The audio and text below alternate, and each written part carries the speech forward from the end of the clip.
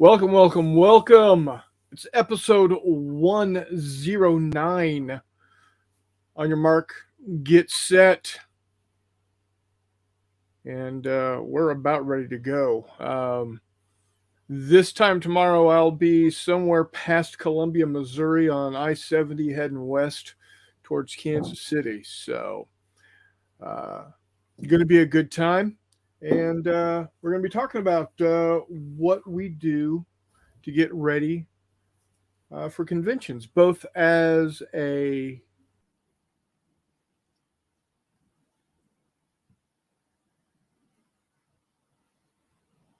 Oh, I think we lost Chris. Oh, move it, little girl. Oh, there he is. both as a game master and as just a participant. I need to take my cursor. I need to make that not my focus screen, because if I do and I touch my keyboard at all, it screws things up. All right. Yeah. Good Lord. I thought you were leaving for the con already. Yeah, gone. But before we get too wrapped up, we'll go ahead and take a look at some messages. Well, I don't know what happened to Reese's original comment. It was like at 1:30 this afternoon. I saw it there. Now it's gone. I don't know what the hell's going on. Anyway, Charles says, evening from wet San Diego. It's also been raining here quite a bit. The Mississippi River is actually the lowest it has been in decades. Wow. But that is about to change. When the thaw hits Minnesota, we're in trouble. I think they said Minneapolis has got something like has received 84 inches of snow this year.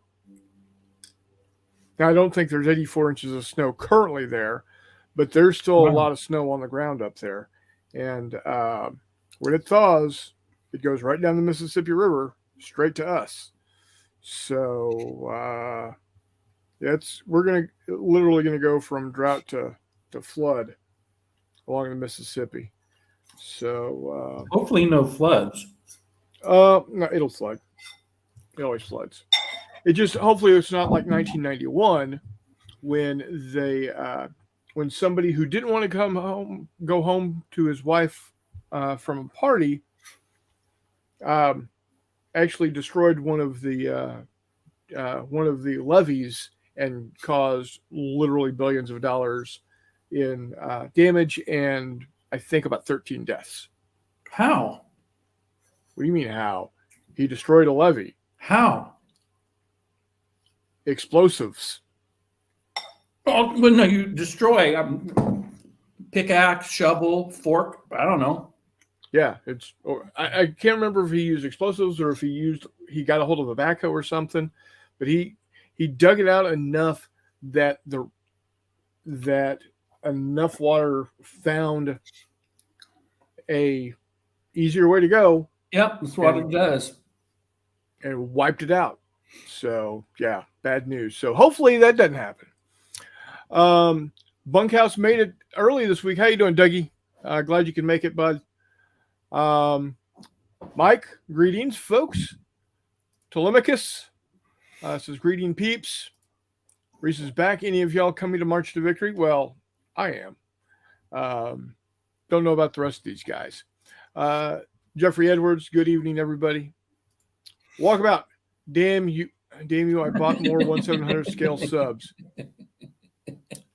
Hey, man, not my fault. At some point, dude, you got to take responsibility for your own actions. At some point. Oh, I take full responsibility of being an influencer. No, that you have. But I said at some point. Oh, yeah. They have to take responsibility. Yeah. I mean, you can only be guilty for so much. Right. My buddy Gordon, everybody have good thoughts for my buddy Gordon. He just went through surgery on Monday for some neck and back issues. So he's in a lot of pain right now because they won't give him any pain meds. But yeah, take care, buddy. I'm glad you're here. Yep. Stay with us as long as you can. Mike says, Mike says, nice and sunny here, an hour north of Seattle. Wait, All right. Seattle. So that they get sun like 3 days a year. So this Yeah. is one of them. Right. Warmut. Hey, dorks. How you doing, buddy? It says can't join in. Chow time is about to begin. Hey, I'll pop in I from got time to my time. chow here. So yeah, he could. Yeah, join well, in. He chooses not to. he has to eat with the woman. The wife. So The boss. So there you go. And then my buddy Gordon says kaboom. So there you go. So this is actually I don't have any painting that needs to get done before the convention, which is like this is near a first. Ay. So I still got to get my rules written. I've got to do that. I've got to get that done. Sorry to interrupt, but yeah. No, that's okay. It's okay. But I still have some work to do. But it's easy. I just have to print stuff out and then laminate it.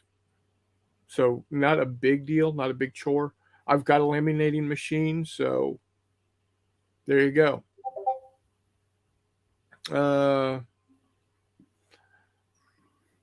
So I've got that, and for whatever reason, that's part of my process. Is I literally go down to the last minute before a convention, especially if I am running something that I have not either run in a long time or I am doing something new. And in this situation, it's both. I haven't run this game at a convention in a while. Now I've run it in public a couple of months last year down at Miniature Market with McMurray. But as far as a convention,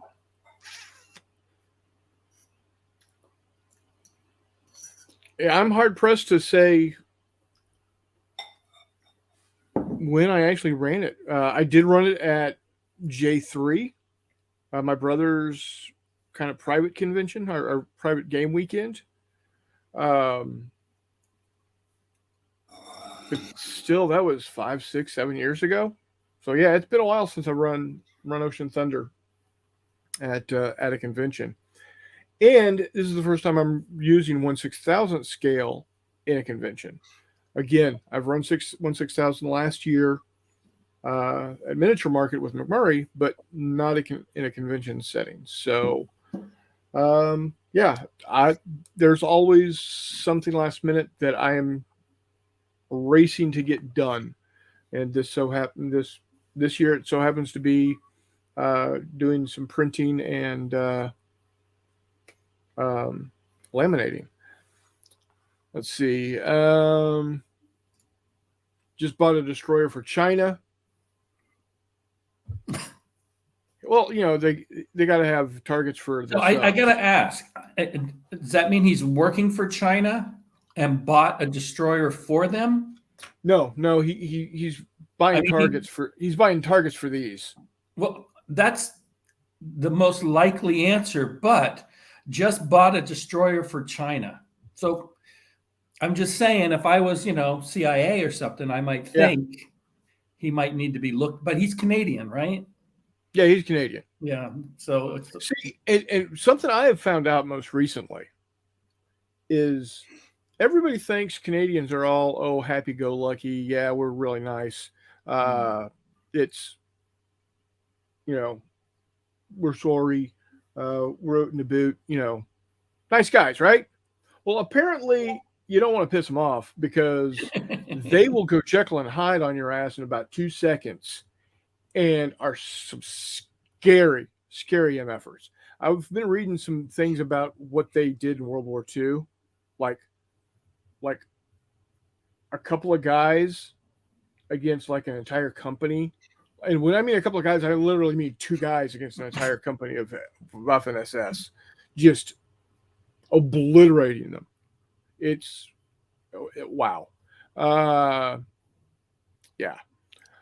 Risa still has unit cards to print and some scatter terrain, but I'll get it done. Outstanding, sir. My buddy Gordon's sup, Cat, Reese, Warmut, and Mike. Hope you are all well. Charles, Chris, it's going to be an excellent gameplay. It will. I mean, I know the rules. For God's sakes, I've been these rules have been running around my brain for damn near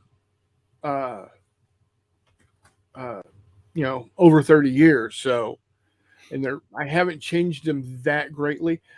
I think one day I'm going to show y'all because I've got. Actually, you know what? I'm going to do it now.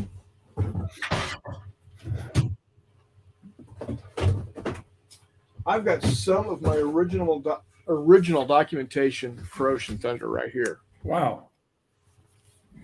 I actually on the computer. I drew these myself. So you got the Musashi. I believe that's the Nagato, the Kirishima. I think that's a Fuso. These are all Japanese ships. There's the Kitakami right there with its proliferance of long-lance torpedo tubes. A couple of destroyers up there. And then, I've got some original documentation, like I said. These are original. These actually, and these aren't even original. These are from 1997. It looks like. That's some old paper. Yeah, originally, I was doing full size sheets for my ship charts. Hey, nerd. He snuck in the chat. Yeah, he did. But now I've gone to half page. I was able, and everything you need to know how to play the game for this ship is on the chart. Oh, nice. So you don't have to have anything extra. So that's handy. So yeah, it's going to be good. Like I said, I've got original documentation. This was from. When was this from? Those were 2010 charts, and then 1997. 1997 is when some of those other charts were from. Let's see here. Nope, my country has too many problems with China. So yeah, it's not that. Yeah, Nerd slipped in. Every time I go on YouTube, Hizzy Cat's always on. Good problem to have, right? I bought it. Just FYI. And Chris Long says, yeah, we have a scary side, very scary side. The SS Fearless in Normandy. Now, here's something about Normandy and Canadians. One of the soldiers that landed on Normandy, on the beaches of Normandy on D-Day, is your favorite chief engineer of the USS Enterprise and mine, James Doohan, who played Scotty. I believe it's his left hand, this finger was shot off during Normandy when he landed on the beaches. Wow. Yep.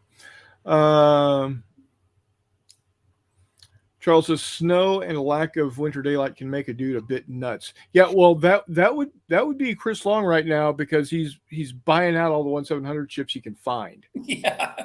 I mean, I don't even think he's got a list. I think he's just buy, buy, He's just going down the list. When the SS fears you, you're a badass. Yeah, yes, nerd. Exactly. Oh, those are nice, Chris. Well done. Thank you. I'm not using those anymore because I have found, well, for now, I found the ship recognition manual that the United States Navy produced in, I think, 1942. So, and that's, since it's a U.S. government document, there's no copyright on it. So I can use it freely. Yep. As long as I give proper credit. Same thing with all the photos in my current document are all U.S. Naval Archives. Again, as long as I give credit, I can use them. So that's where I am right now. Maybe I'll get lucky someday and find somebody that knows how to draw this stuff really nicely and have them, rework it for me. But until then, that's what I'm doing. I have a consonar being bound. I pick it up Thursday. Nice. Welcome, McMurray. What's up? Hey, boss. Just running through, talking about getting ready for conventions and how we do it. It sounds like you're still getting ready. Yeah, it's finally warm enough for me to spray these all these stands. There you go. So that's what we're doing, and then that's pretty much it, man. I finished up all my blades. Like the ships, as you guys know, have been finished for a couple months now. But yeah. So wardrobe's in the house. What's up, Toddy? It says go. Proofing GCACW rules tonight. I've got to crank these out during the week because I have some crazy plans this weekend. I might even play some Naval Thunder. Oh, wait. Yeah, that'd be Ocean Thunder, jackass. Reese says, wasn't Doohan hit by friendly fire, nervous sentry or something? That I don't know. Who? James Doohan played Scotty on Star Trek. Yeah, I don't know. He landed with the Canadians on Normandy. He did.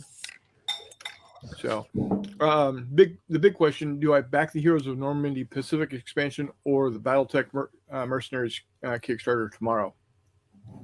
You want to do the Normandy Pacific expansion? That's weirdly named Heroes of Normandy Pacific. Heroes of Normandy is the system, like the rules. Yeah, I played the digital version on my channel. Yeah. Oh, okay. Chris Long says, McMurray. Hey, Chris, what's up, buddy? Hey. He's bought more 1/700 scale ships. Yeah, I saw that.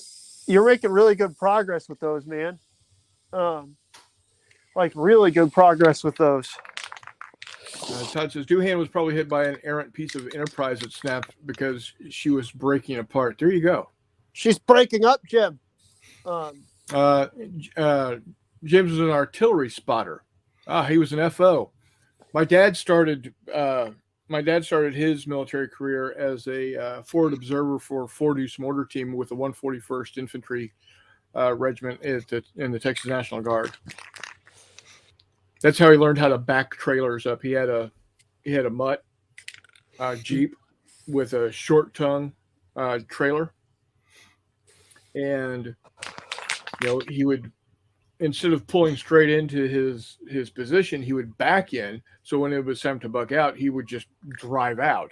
Whereas all the other idiots would have to back out, jackknife, and potentially. So on that note, Chris, remember that in World of Tanks, because many times I will back into a position so that I can just drive straight out. It works in video games too. Exactly. Chris, did you say Texas, Chris? Yeah, Texas National Guard. Huh, okay. I didn't realize you were from Texas. That's cool. Shut up. San Antonio, down by the river. Actually, my dad's been doing some research, and we can draw a line on the Arnold line, my father's etc. line. We can draw back 17 generations to a town halfway between Stuttgart and Ulm, Germany. Oh, wow. Yeah. So What was the name then? Arnold, Arnoldt, Oh, okay. because then he born and died in that town. Then his son was born there but died in England. I don't know what made him move to England. He just did. When was that? This was back like the 1700s, 1500s. So, Oh, I some got shit you. like that. Yeah, like I said, it's a ways back. It's So long before Germany was a thing. Is what you're Right. saying. right. Yeah. Before Germany was actually Germany, it was Prussia or whatever the hell it was back then. Wide conglomeration of states. Yeah. Nerd wants to know, what game do you guys play with these ships? So Battleship. What ships? these here, the ones that both Chris Long and I have been picking They up lately. blinged out their battleship game. Yeah, Both it's sit called there Con, it's called Con Sonar, and you can join the private Con Sonar group on Facebook, and the rules are free. So everything you need to play is there for download. Is that mainly just Cold War? Or is that It is general just Cold War. Okay. And by Cold War, it's everything from like 1955 time frame all the way up to current. Okay. Naval Stratego. There we go. He did ground and air spotting as he flew in an aircraft as well. Oh, very cool. Very cool.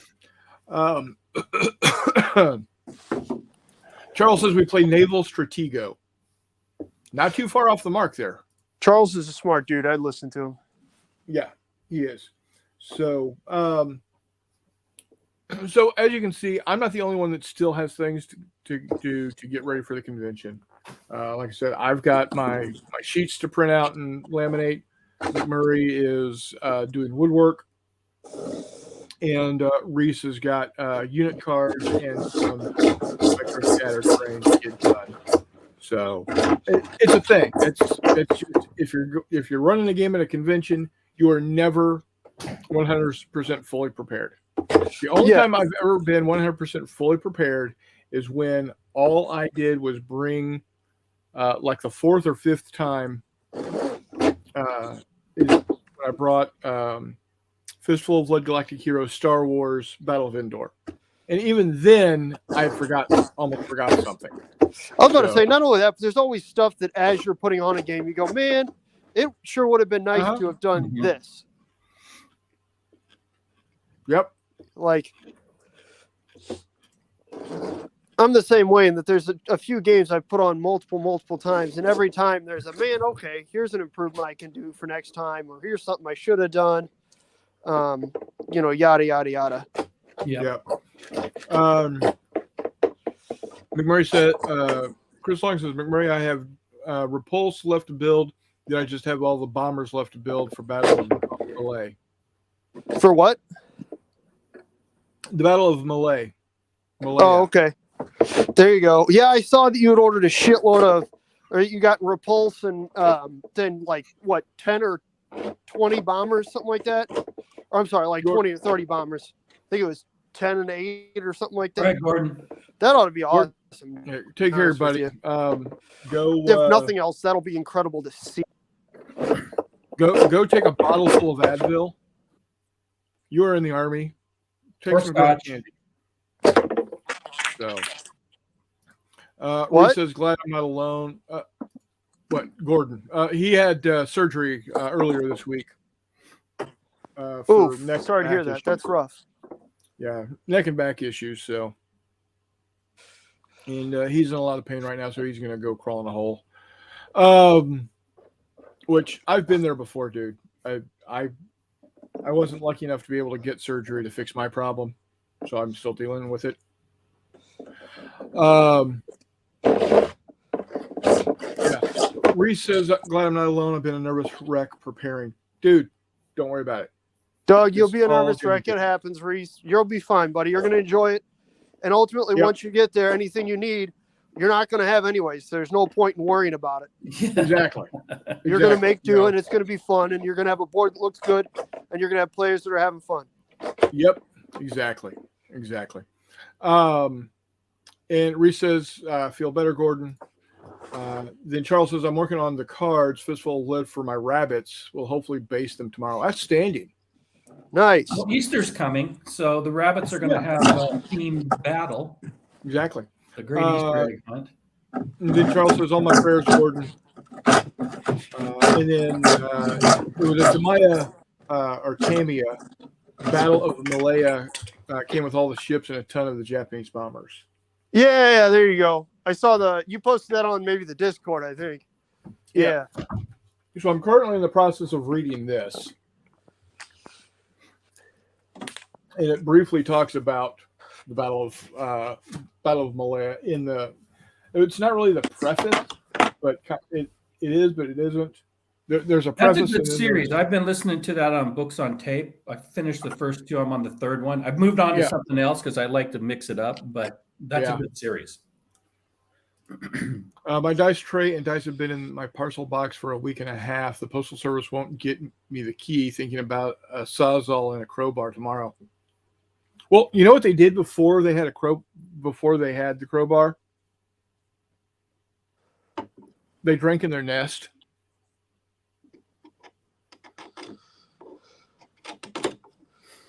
Really? Nothing? You people suck. I figured I'd get something out of you, McMurray. What? I'm in my garage spraying. I'm getting about half what you guys are saying. Okay, I said, what did they do before the crowbar? Probably drank at home, man. I said they drank in their nest. Oh, there you go. Yeah, buddy. Amen, man. You can take that one to your March to Victory. March to Victory. Well, because we do have a bartender now. Yep. I was ready to do it. I wasn't going to do a great job at it, but I mean, I hope Jan and Robin understand that, like, if they need me to do that, I'd fucking do it. Right. But apparently they have one through the Legion now, which is good because, like I said, I'm sure that's part of what, they're paying for in their site fees. Right. So. All right. So it actually got warm here today. It is still 61. Yeah, it was beautiful here. Well, except for all the damn rain. It didn't rain here somehow. Oh, man. We were supposed to get a ton of it, and we wound up not getting any. Super happy. Couldn't be more delighted with that. Yeah, we rain all damn day, and we're supposed to have rain tomorrow. Now, March of Victory, Saturday is supposed to be nice. Hopefully not too nice, because I'm hoping that it's crappy enough that people don't want to get out and start doing yard work. Who cares if people are doing yard work when we're at a convention? Because if they're doing yard work, they're not coming to the convention. Oh, I don't think anybody who is ready to go to March to Victory is going to say, no, I'm going to pass and hang out at home cutting grass. In between rainstorms, I'm going to go cut the grass. Yeah, I think we'll be all right. That's why I'm wanting it to rain. So people that might have been on the fence as to whether or not to come to the convention say, well, shit, it's raining. I might as well go to the convention. Well, they're probably the same people that go, I'm not even going to get in the car. No. These are gamers, so the wife wants them to start working on the yard, and they're like, "Babe, honey, I got this convention. I gotta go to." It's raining. See, most people aren't like the constraints down to your example that there's probably 3 people in the world that fit that in that geographical area during that time frame on the calendar. Oh, you'd be surprised. And one of them is Jay, one of them is Steve, and Ken's probably the other one. I would be surprised. I won't lie. No, see, what you got to do is like me and just say, hey, can you come help? Yeah, because somehow that didn't get a resounding hell no from Donna because she's awesome. But yeah. Right. She's going to be there for us all day Friday and Saturday morning. There you go. Is she doing Yeah. family stuff Saturday at some Yeah, point? Hopefully. Saturday afternoon, Saturday Oh. afternoon and Sunday morning. She'll be with the kids. Okay, thank God. I was about to say I'd feel real bad if Donna came. You guys stayed with Donna's family, and then Donna didn't do family stuff. No, she's getting the family stuff in. She's getting the family stuff in. Don't worry. We're making sure of that. So, so it's been a long time since I've gone to a convention and just been a participant. I thought you were putting stuff on, or are you just talking in general? In general, Oh, okay. because I'm thinking about what does one do as a participant to get ready for a convention. And you pack your snacks. You make sure you Yeah. get extra vitamin C. You bring beer and money for your GMs. yeah. And that sounds like so- probably about it. So if you're a participant, I need to start enunciating better. A participant. You need to go to the game convention prepared, and something that I learned a long time ago in my many years of traveling on airlines is you either grab like a handful of $5 or $10 Starbucks cards, or you grab a hold of some snacks, candy or whatnot. And as you board the aircraft, when the they're not called steward, flight attendants, when the flight attendants are there greeting you, you say, how many flight attendants are on this flight? Oh, we got 4 or 5 or whatever that number is. You hand them these Starbucks cards, or you hand him these snacks and say, here, pass these out to the crew. Mm-hmm. You'll get extra nice service. So you pay $40 for an extra bag of 25-cent nuts. No, you just get treated nicely. A lot nicer than when I'm on the short flights, I sleep, and so they have a company that pays them that makes them nice to me. But I mean, that's not a bad idea. But no, it's never happened. You know what else works? I don't know if you've tried this before. Shower before you get on the flight. Okay, so this is another thing that works at conventions also. Amazingly, a little cologne. I don't know. Maybe spend that $40 on cologne. Well, I already have that stuff, so Do you? Now this hasn't happened for me, but I have seen it happen where you're on a flight and they got a little extra room, and they might bump you up to business class out of economy. Oh, see, I fly Southwest, and they have one.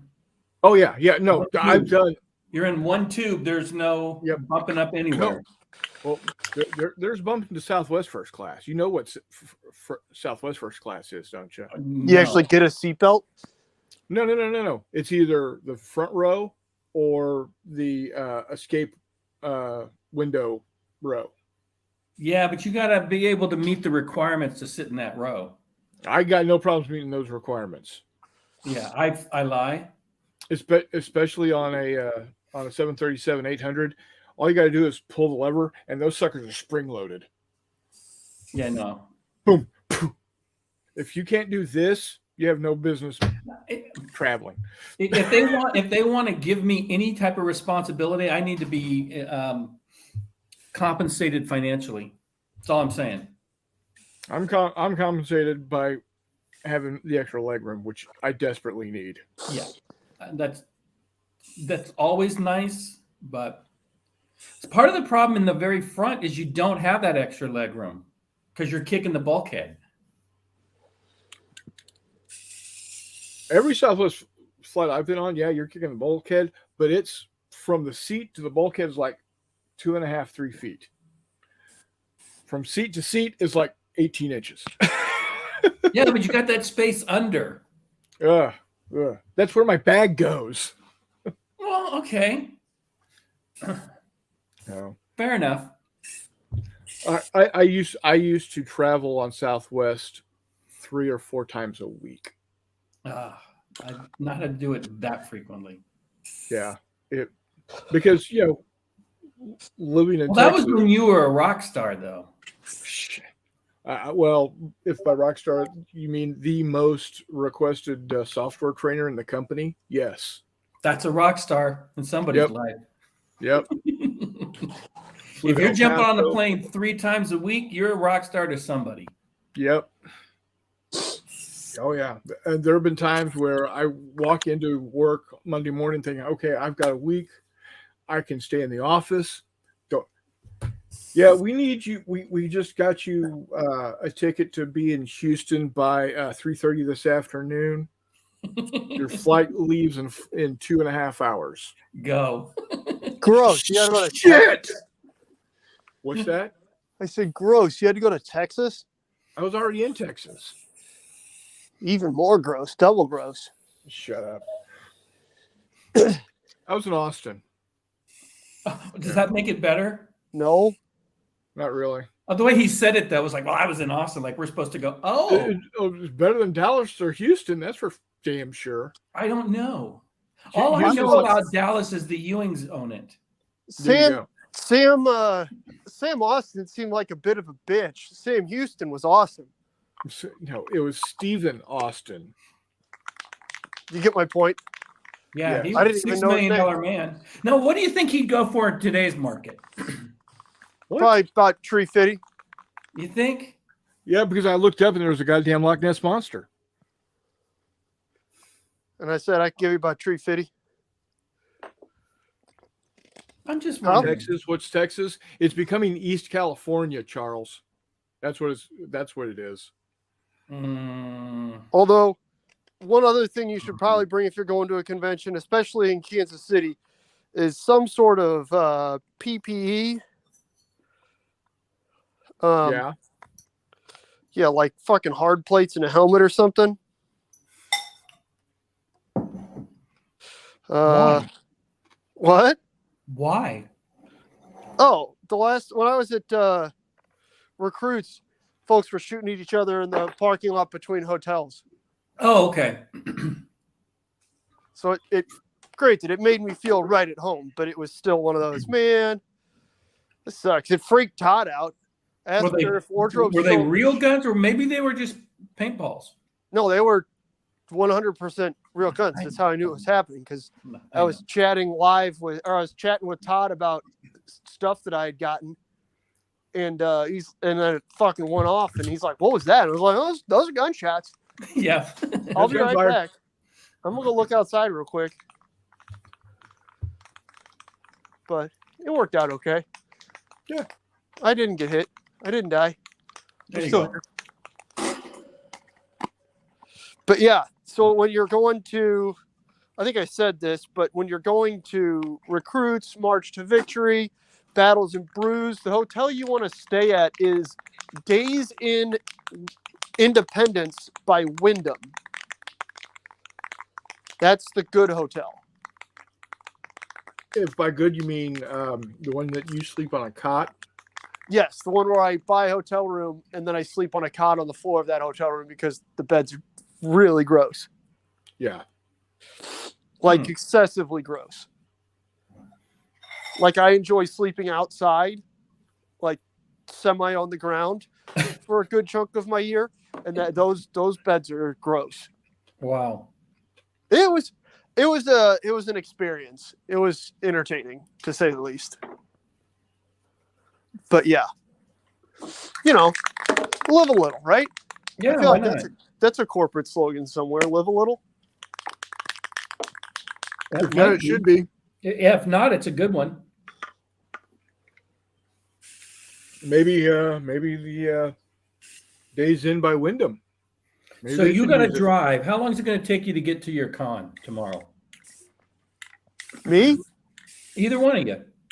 Well, So- normally from home it's like 3.5 hours or 3 Okay. hours, depending on the time of day and how the driving is. Now, are you going to end up being there the whole weekend? Did your thing get moved or canceled or? No, it Something? got canceled. The thing that I'm going to this weekend already had been canceled during. It was originally scheduled for Wiley War Games weekend, but then he got COVID, so it didn't happen then. So now it's happening this weekend. Okay. But I'll be there. So I'm getting done with that at probably 10:30, 11 o'clock Saturday night.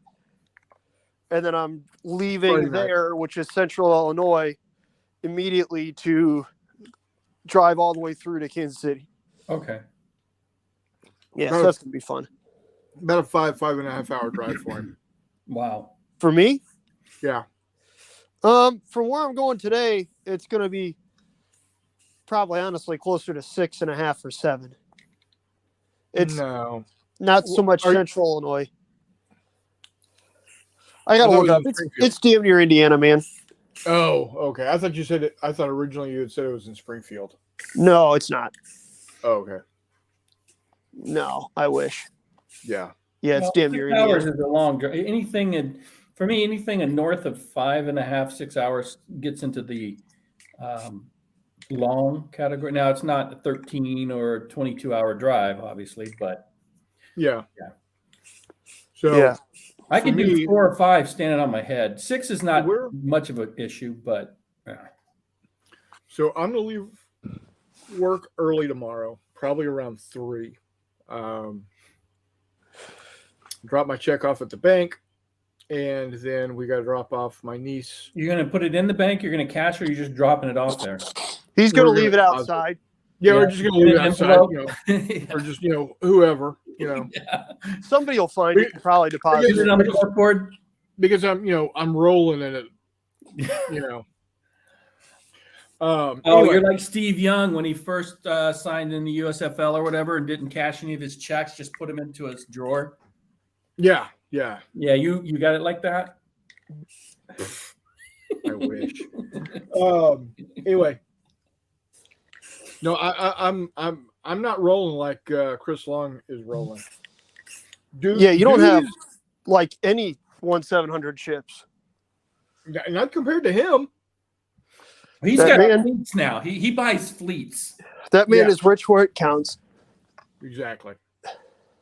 Anyway, so I'm gonna leave here about leave work about 3. Gonna leave the house probably around 3:40. Drop the niece off at her work in Louisiana, Missouri, I think it's Louisiana. whichever. I don't care. Missouri You're is about- awesome. And then drive time from there is going to be about 3.5 hours. Okay. So So you're going to get there about 7, 8 o'clock at night? probably 8:30, Okay. somewhere around in there. Oh shit! Yeah, I spray Okay. painted my foot. And by that I mean I was Did you prime it? well, yeah, that's what I'm putting on it is just Okay, so you can then that'll be nice. Then you can paint it whatever you want. yeah, I can actually paint my foot now. That's true. Yeah. I wasn't thinking about that. That's a good point, Hissy. I appreciate the optimism there. Yeah. Those nails, you can paint those toenails and you got a nice prime on them. There you go. Normally, yes, Mutt, I do the take a picture and send it in that way, but I want to make sure that I'm not going to have my check until after I clock out tomorrow, because payday is normally Friday. And if I do that, I don't have access to my funds until Friday. And I need those funds to be able to actually get across Missouri. Yeah, that's Chris has a So- structured settlement and he needs cash now. Call I wish. JG Wentworth 877 cash now. Is that a Nice. St. Louis thing or is that everybody's stuff? No, that's everywhere. That's All right, flipping good. everywhere. Yeah, if by living in the sticks, yeah, I've got the same technology you do, Mutt. Just because you live in frickin' the desert doesn't make you any better than anybody else. Doggy lives in the fancy people desert too. right? Getting all snooty. I need to take a picture of it. Yeah. If it's put in after 2:30, I don't have access to I that just money have until direct the next deposit. day. I don't picture nothing. It just shows Same up in my Shit. account. Dude, you don't know how badly I want direct deposit. I get paid every freaking week by an actual paper paycheck. That's awesome. You don't have to worry about direct deposit mix-ups. That's always nice. There is that. Yeah, I've never had that happen in all my years of direct deposit. I've had it happen to me once. They double paid me and then wanted to take the money out. Like, nope, sorry. Not my fault. What's kind of cool is with the company I work for is I always get paid the day before payday, like around midnight-ish. Yeah. So if I ever get a hankering for a burrito really late, I got paid. I can go grab one at 2 a.m. Which All I right, have warm done. up. You've been hanging out with Brian too much, I think is what we're hearing. Yeah. Me? Chris Long says he bought Yeah. a destroyer for the U.S., the U.K., Russia, and China. You bought a Chinese destroyer? Dude, you got to have targets for those 688 attack subs. Well, that's fair. I mean, you got a Chinese destroyer and you got a... Oh, you're talking Cold War. Yeah. I thought he was still talking 1700, like his World War II stuff. No, Oh, nerd. 1700. I woke up and photographed Mount Rushmore early in the morning and drove back home. Got up very late that night. I live in Southern California. What? What was he doing? So he was in South Dakota, in the Black Hills, took a picture of Mount Rushmore, got in the car, and drove back to Southern California. They have pictures online. You could just download one. But he was already there. That or he Okay. just decided the night before he wanted a game in South Dakota, so he drove down there. It Yeah. could be. Up there. We've all been there. Like, who hasn't driven a few hours to go have a game one Thursday night and then driven home? You. Nerd says, in my desert, men are men and sheep run scared. Of course, then Mini Wormut comes back with bah, which I think is a response to me, not to Right. Nerd. But the But timing it works out really well. Yeah. That sounds like something Paulie would say, to be honest with you. Sheep are scared. Like, okay. Yeah. Yep. All right, Australians. See, Where's crossing obstacles? I don't know. I was on assignment for a hopefully photo asleep. shoot. Okay. Anyway, what was I? That's right. Nerd Oh. used to be a model. Welsh. You know why the Welsh are always the Welsh are always thought as being sheep buggerers, right? On account of banging a bunch of sheeps? Well, no, because it's illegal to steal sheep. It's not illegal to bugger sheep. So if they were stealing sheep and they got caught, they just no, I'm not taking this sheep anywhere. I'm taking it on a date. I'm not stealing it. Boy, that's a long way to go for not a funny joke. That's not a joke. Yeah. Apparently. Not if you're sheep. No, not at all. No, see, Nerd's trying to say he's a photographer. No, he was a male model. Yeah, it was, yeah. Yeah, No shame in admitting that. I know. Back in the Who's day, the he was World on War II GQ, probably a cover boy for GQ, I would imagine, because Yeah, I've there met you him go. in person. He is a striking young man. No, he's a photographer, he says. McMurray, what's your point number for the paint challenge? I think he told you to pick it, Mutt. Whatever you pick, I don't know. he'll do. Probably a couple 200-300 maybe. I don't know. What do you think? I'm good luck with that. I'm gonna do like 100 Well, I mean, because I'm 100 not prolific is- like you bastards. What? What'd you say? 128 millimeter figures is Crap ton of 100 figures. points, right? Yeah. Well, I know. We got, 3 months to do them? That's a figure a day plus some. Like I said, I'm Right. not prolific like you bastards.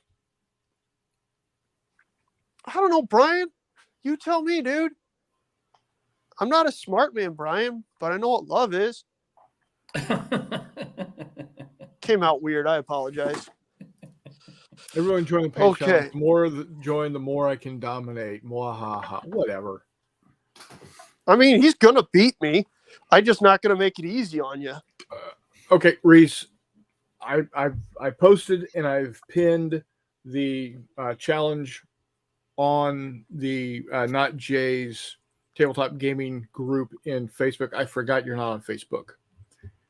Oh, dang it, Reese. I'll put it in Discord, buddy. I'll put it in Discord. Just for you. We should probably just print it out or write it out on a piece of paper and hand it to him this weekend. Yeah. I'll That's not put a it in bad crayon idea. for you, Reese, buddy. So I'm actually thinking for next year's paint challenge, as I imagine there will be one next year. Sure. I may just do as many 16 millimeter. Sorry. That's okay. Do you want me to mute you? No, I only got it. I'm squaring off the ends of two old broom handles that are going to be the handles for the yardsticks for this game. Oh, I thought you were filing toenails. 5 seconds. And we're done. All right. Sorry, boys. That's We're back. okay. All right. So those are done. All right, Reese. I've got them posted on Discord in the general channel. 54 millimeter. Did I specifically state a 54 millimeter? I don't know. You got really specific with ship scales, which made me really happy because it means you know your audience really fucking well. Yeah. At least 3 of us. Yeah, like Let's see. I'm just waiting for Brian to start painting like 1 15 millimeter or 1 6 millimeter figure on a base and counting it as the 28 millimeter or the single base miniature because he you know is a cheese eating rat. So, Reese, what size are the bases on your 54 millimeter infantry? Yeah, they probably just fall under that 1 28 millimeter to 32 millimeter figure or whatever it is. Whatever that category was. Yeah, it's 40 millimeter is 5 points. And remember, that's a 40 millimeter base, which I think is what you would put a 54 millimeter figure on. If you're putting a 25 to 32 millimeter figure on a 25 millimeter base, I'd figure you'd put a 54 millimeter figure on about a 40 millimeter base. What the hell I just put there? So, yeah, Okay. there you go. Half of 36 is 18. Correct. Look at me go.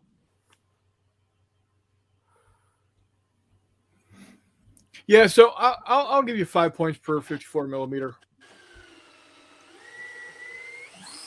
Thank you, dear. And just like that, Brian started painting 54 millimeter figures. Right? What the fuck that other draw? There it is. Hello. You guys want to know the ultimate drilling tip? A number 2 Phillips driver is a great countersink. Yeah, it is. That's one of the trashiest things I've said in my entire life, but I'm actually not that ashamed of it. All right, there we go. And now we have. Telemachus says measure twice. Oh, no. You only measure twice if you suck at measuring. Right? And now No, we have. Dude, this is a yardstick with a 3-foot handle on it, mounted right in the center.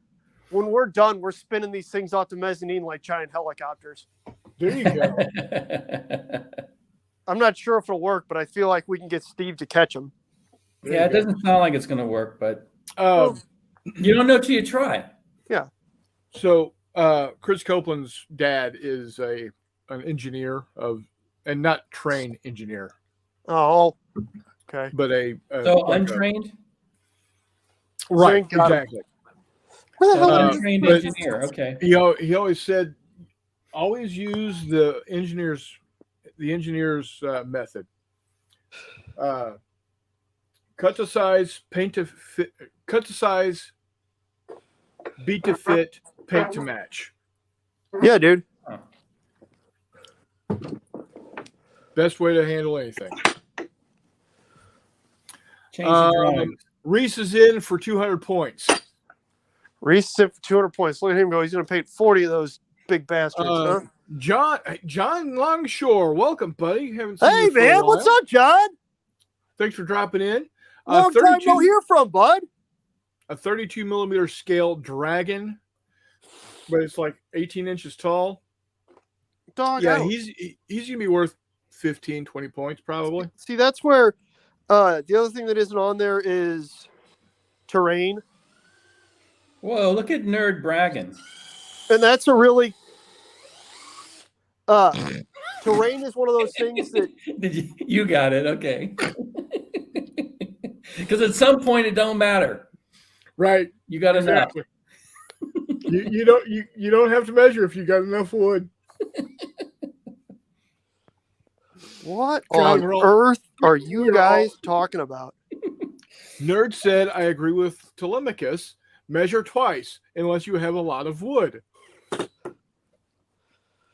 If you got enough wood, you don't got to measure. You just Nobody, know.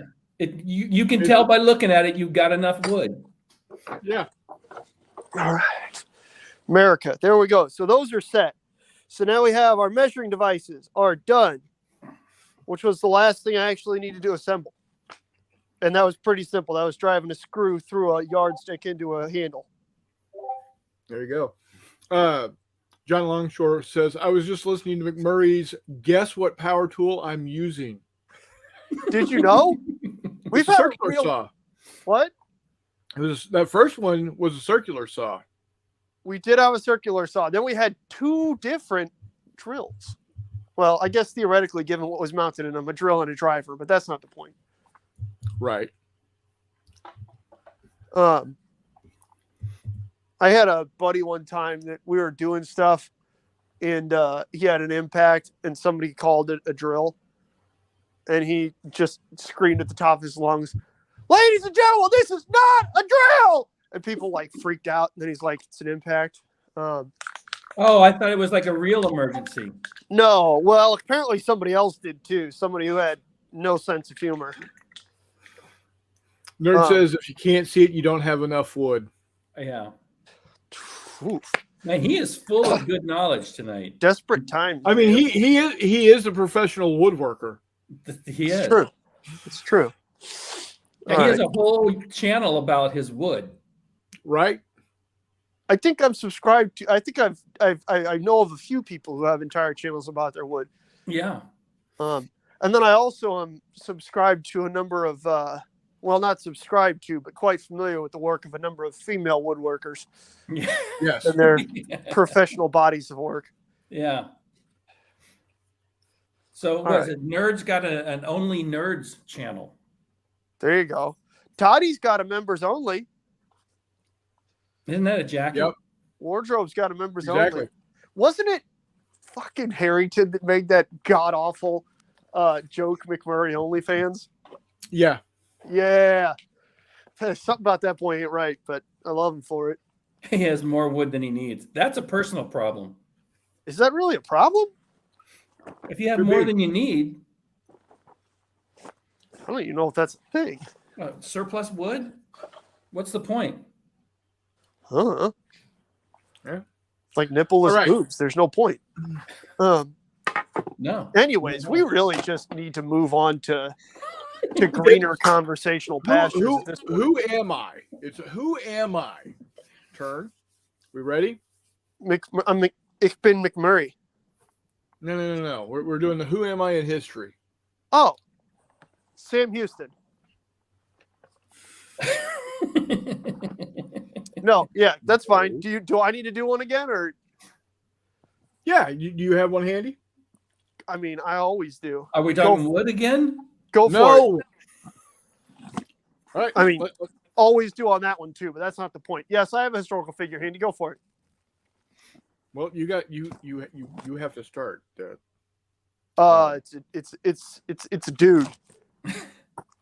Okay, so in That eliminates California- half of human history, and you guys are giggling at that one. Well, no. Here's the thing: in California, a dude is non-gender specific. Well, I'm in Missouri, so you're welcome. It was a helpful hit. Yeah, there you go. I'm in Missouri. It actually does help. All right. So who's going to guess first? You want me to go? Go ahead. Somebody in history that is a dude.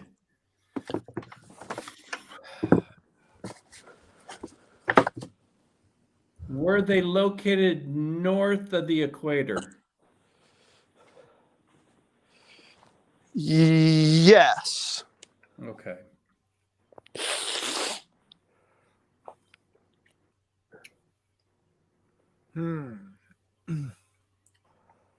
I would venture to guess that this individual this individual probably did at some point in time travel south of the equator, but not for any meaningful reason or anything like that. Fair enough. Yeah. John Holmes. That is a good answer, especially considering what we were just talking about, but no, not quite. Yeah. Is he a military figure? Yes. All right. Is it to me, or are we going to go to the audience? Well, when the audience throws one up, I'll ask it for them. Yeah, I was about to say the audience is on a slight delay, so that might be a little screwy. Okay, so military figure.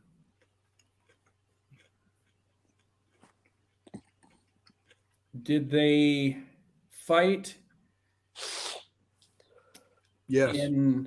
after 1900? No. Okay, so it's pre-1900. Duh.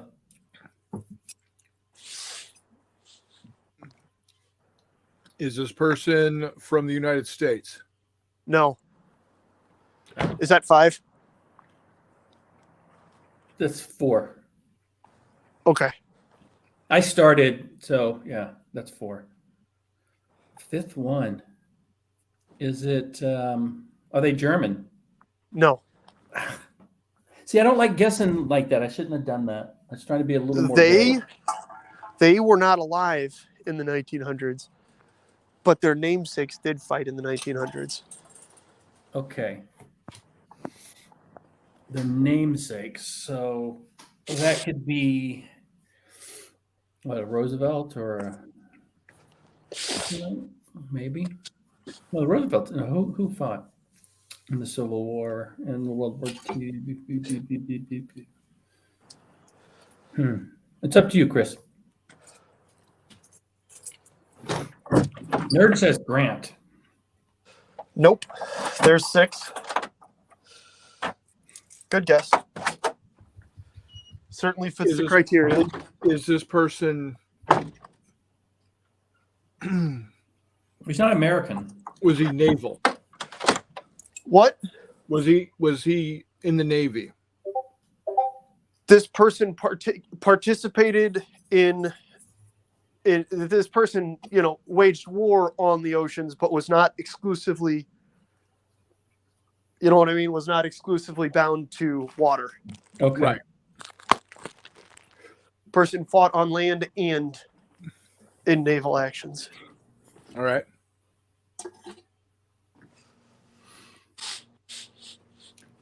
Okay.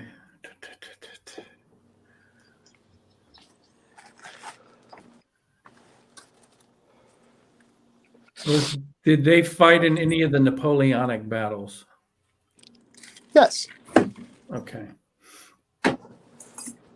It's Nelson. What? It's Nelson. Yeah, it is. My final hint was going to be there's a picture of this individual in my living room above my fireplace, which should let both of you know who it is. What triggered it for me? Was the namesake? Yep. Yeah. The namesake fought in the 1900s. Correct. HMS Nelson battleship. Correct. One of the most beautiful ships ever built. Correct. And only one of the most beautiful ships ever built because Rodney existed. All right. Good job. So next week I've got one already set aside, and no, it is not. It is not Sam Houston. Oh, wow. Okay. Shocker. Surprise. Okay. Davy Crockett, King of the Wild Frontier. John wants to know, when did Nelson go south of the equator? I said at some point in time he probably did. He was on the American station for a while. I honestly can't tell you exactly where he traveled through the entire extent of his Royal Navy service. And given that British ships routinely did pass the equator, I wasn't going to rule it out. Yeah, no, that's the right call, I think, because you never know. Could have been a crazy weekend in Tijuana. Well, no, I mean, so I know that he certainly served in the Caribbean squadron in the Caribbean, which included The Caribbean? At that point in time, that was essentially Great Britain's Western Atlantic squadron south of, their station at Halifax. So there's a distinct possibility that at some point in time there, either there or off of West Africa, he crossed the equator. So I wasn't going to say, no, he didn't. Yeah.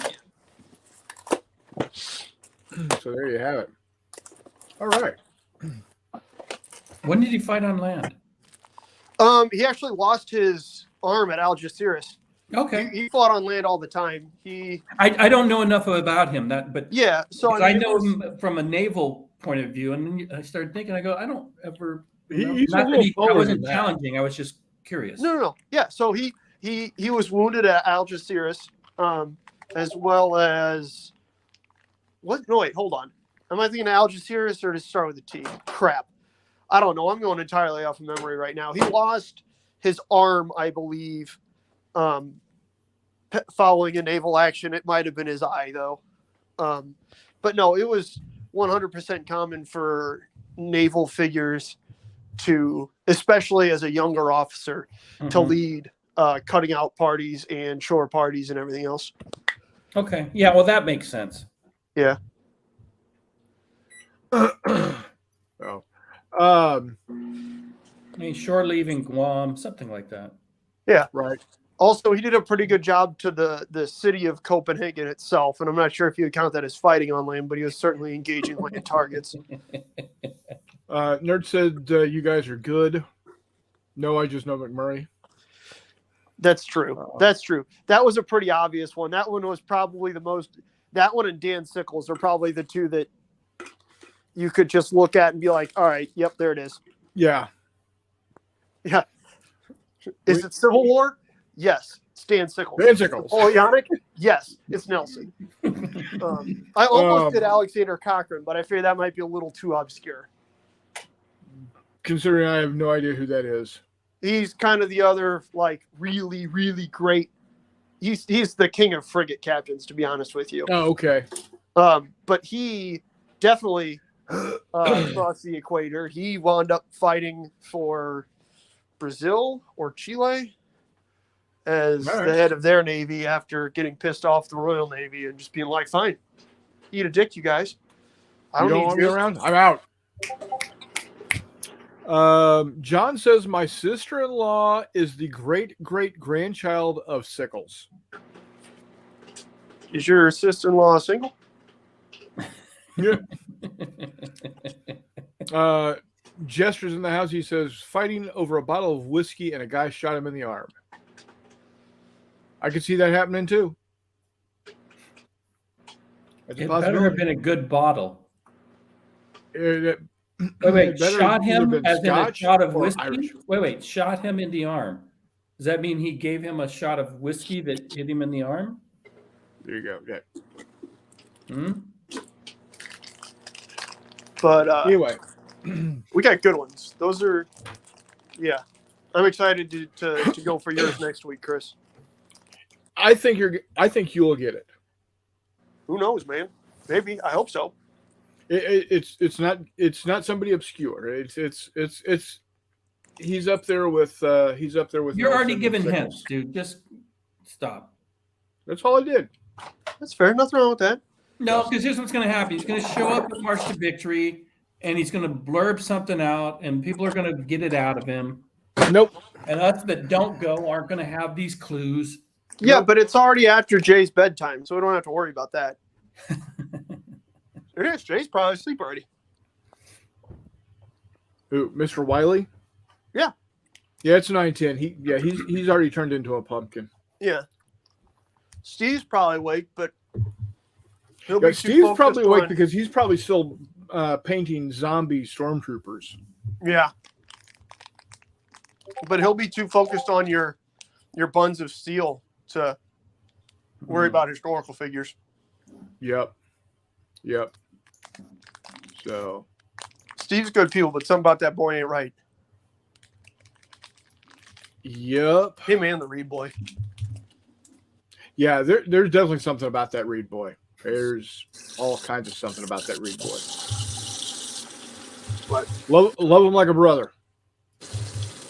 I'm trying to think of other like convention prep stuff that you might not think about, or that you know what I mean. Like honestly, I think bringing like snacks and water Yeah. are the two biggest things. Like everybody thinks about, okay, what am I going to need for my game, all that stuff. Yeah. But like as a participant, like maybe a pen, you know, some snacks to snack on, and a water, or a bottle of water. Like if you think you might get tired or something, maybe a soda or something to pick yourself back up. But Right. honestly, a lot of people like show up to conventions and they don't really eat anything. They're not really, drinking water. So you can, like, by the end of long days at conventions, you can just see how people are dragging, Mhm. And honestly, it never helps with the games either, because when people are, tired and they're hungry and stuff, they're never pleasant to play with, Right.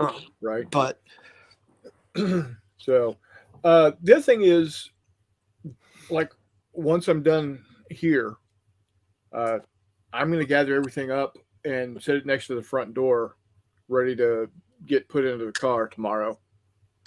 oh yeah, that does a huge amount for, especially for if you're running games and Why sure that don't you you don't just put it in forget the car something. tonight?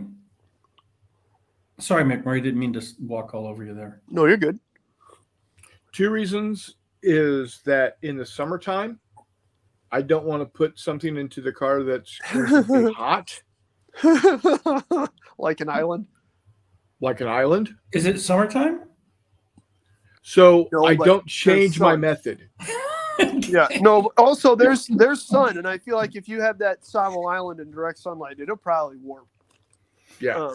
Fair point. I was just curious, but okay. Yeah. Chris's tropical island warped really bad last year, and I almost cried. Yeah. So So I can only imagine how hard it hit Chris. I've done everything I can to keep this from warping.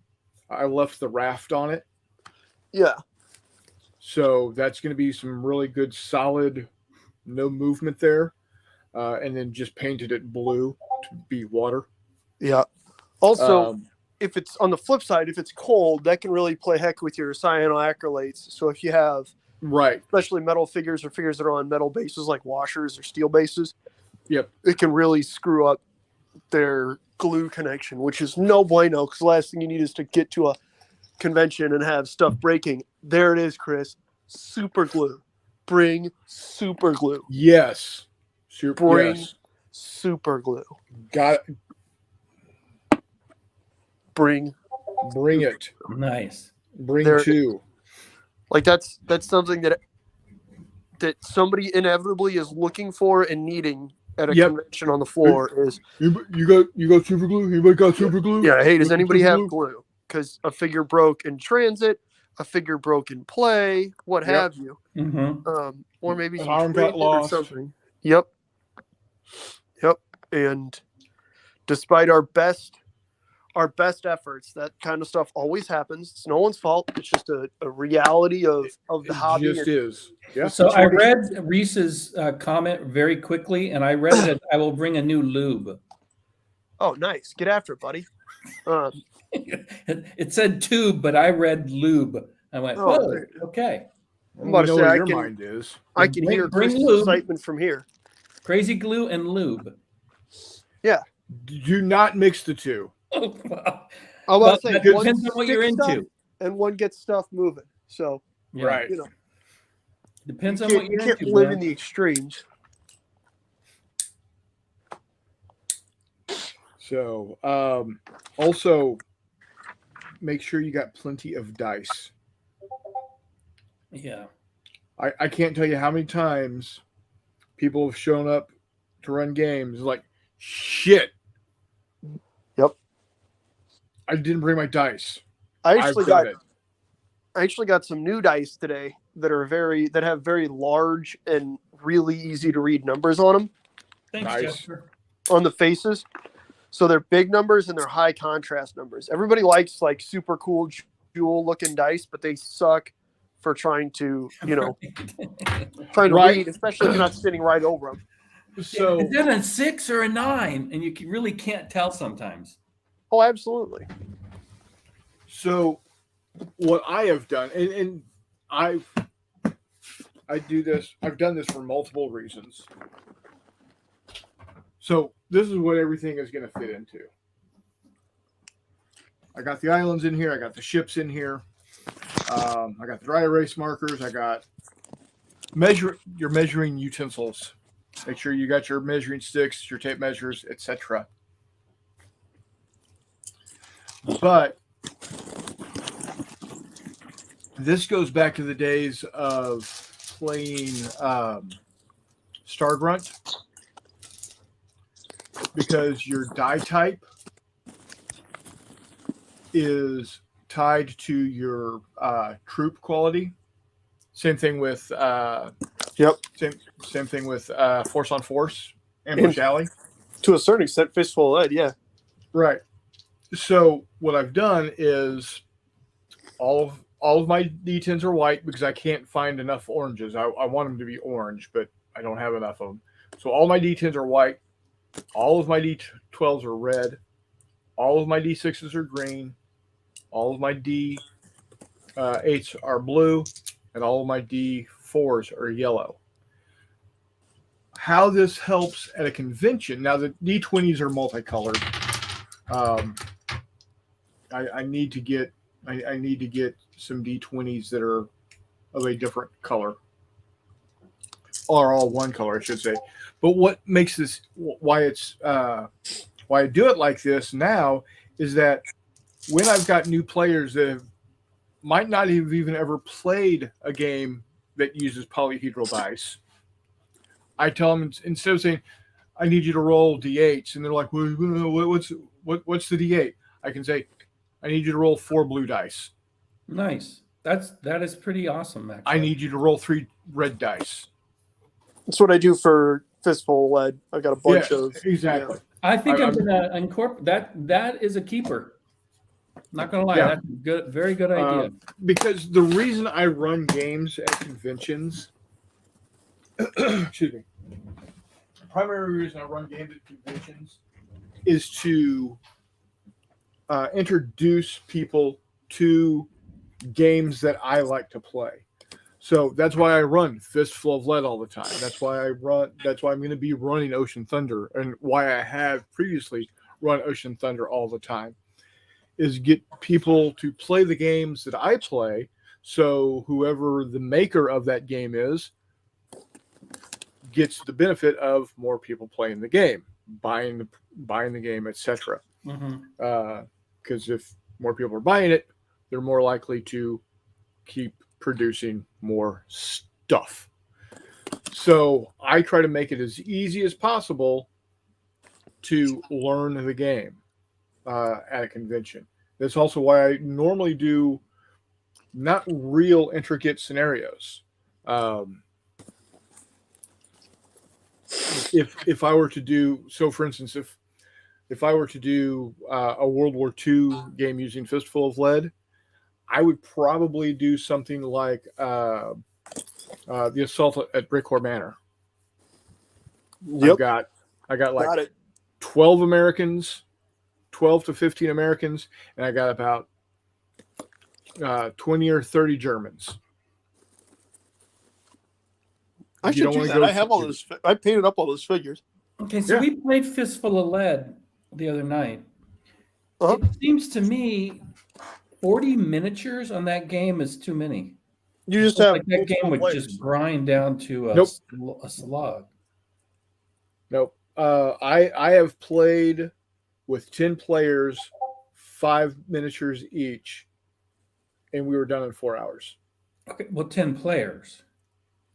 Yes, But you have two multiple players players. handling 40 miniatures seems like, oh my God, that's just going to be a grind. You're not going to have, because that game that we played on Saturday, Which was a ton of fun. we had there was 16 miniatures total Yeah. with three players. Yeah. And that was what, almost 3.5 hours. Yeah, but keep in mind that 16. So you're saying I said 40, which is 2x plus. Yeah, we get into a 3.5, 4 hour game. That's a grind. I don't care how smooth it runs. That's a grind, in my opinion. So, go ahead. a couple things. First off, every game plays faster in person. Yep. And honestly, that's the biggest thing. Is that we played a game of Star Wars at Jay Wiley's house with 180 miniatures on the table and 8 guys playing. And the first couple turns only took about a half hour, 45 minutes each. It gets a little slower, but it also tends to, once you're familiar with the rule set, you can find ways to get more people playing simultaneously. Yeah. So more people doing things simultaneously. And you just pick up on little stuff. Also in a convention setting, you don't have to worry about 2 guys playing 40 miniatures each. You can, because you're going to have, honestly, you're not an endless number of people, but for 40 miniatures, it wouldn't be hard at all to get 8 people, 6 people playing. Yeah. And And when I say maybe I shouldn't use the term a grind, because that's got a negative connotation. I don't necessarily mean it in a negative way, because I don't mind. Like we played the other night, it was like I said, 3.5 hours. It was fine. I had fun the whole time. It was engaging. Yeah. Could have played another hour. So I don't mean it in a negative way. It's just a lot of times I think of skirmish games as being 2-hour games, not 4-hour games. But yeah, and honestly, I think we could probably get pretty close to 2 hours. So that game, if we were in person, would have been a 2-hour game. That's I don't disagree, because we had Warmutt running all over the place, moving stuff, rolling dice, and he was our dice monkey for the night, and he did a great job too. He did. Yeah, he did. He does a great job. Yeah, it's one of those things that goes into playing a convention game, though, is that oftentimes you only have 2.5 hours between session starts. So it's kind of one of those, okay, because not only do you need time to set up, the next guy coming on needs time. People need time to hit the can, get something to eat, do whatever, smoke, what have you. Get to the next game, get set up. Most conventions will have a game session be between 3 to 4 hours long, with about 30 minutes between the start or the end of one session and the start of the next session. Okay. Actually, what are we talking about? Chris, what do you mean? He's just looking at that Mars game I put on at whatchamacallit, at Wiley Weekend? Yeah. No, not Wiley Weekend, at Battles and Brews. Battles and Brews, yeah. That had 6 people with probably 50 miniatures on it at least. There are a bunch of grunt groups. Yeah. That game ended in an hour and a half. Yeah. I built that game to play quick, and it played quick. But it was full-blown Fistful of Lead. We didn't fart around with it, or we didn't cut anything out of it. Even some frill in there. Yeah, see, and that's another thing. A lot of people. The reason I like Fistful of Lead and I like Force on Force and / Ambush Alley is because they're normally played on slightly smaller tables. Like Force on Force I'll play on a 2 foot by 2 foot table with 15 millimeter miniatures, Okay. and there's no range. There's no ranges in force on force. If you can see it, you can shoot it. Now, if you get closer, you can get into what's called optimum range, and you've got better dice to hit with. But there's no. Oh, I'm going to make this maneuver over here, and nobody's going to shoot at me, and I'm just moving. There's none of that. And I personally, I don't like that type of game. I want a game where I'm rolling dice turn 1, turn 2 at the latest. Because if I'm not rolling dice, I'm not playing a war game. Well, Now, there's something to be said if a game allows you some tactical chance for an advantage when you're moving in turn 1 or turn 2, and you're not rolling dice. But if everything is just turn 1, everybody moves 8 inches forward, yeah, that's to me a waste of time. Exactly. And that's my just point. Set up closer and deal with the fact that you're all your maneuvering. So with force on force, the idea is all of that extraneous maneuvering has already been done. Right. Like I said, if you can move and it gives you some real advantage to flank or something like that, then fine. But if not, right. I don't like when everybody's really far apart and it's like some games, it's like 2 turns, it's like move. Yeah. And you're like, geez. And because there's nothing at the way the game's laid out that gives you a tactical advantage to flank or do whatever. Right. Just put them 8 inches apart and go. Exactly. Unless you want reserve or something that move in, but yeah. Take care of them turkeys. Later, see you soon, buddy. So, and what I mean is, I'm not just talking about just dice rolling for dice rolling's sake. What I'm saying is, good point. You can still have tactical maneuver, but already be already shooting. You know what I think? If it's Command just Colors does a really good job of you're moving left, middle, or right flanks. That gives you some sort of a tactical play, right?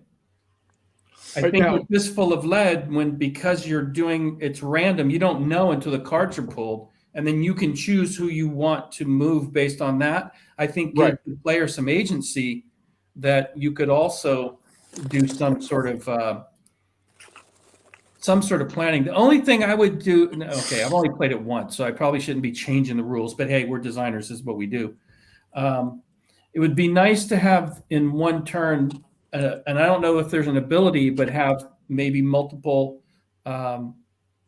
activations, up to 2 for 1 unit, so you can get a double move in. That gives you some tactical play, because we were playing, I was like, oh, you've already moved, you're done, just okay, I can run up next to you, you can't do anything. There's no op fire, there's none of that kind of thing. So there is. It's full of, again, I've only played it once, but it seems like that you lose a lot of tactical choices when it's one and done on your move and people are running all around you and you're standing there with your pants. So you can, if you are a shooter, you can you can do a hold or an overwatch or whatever you want to call it. Your first action is, I'm going into Overwatch.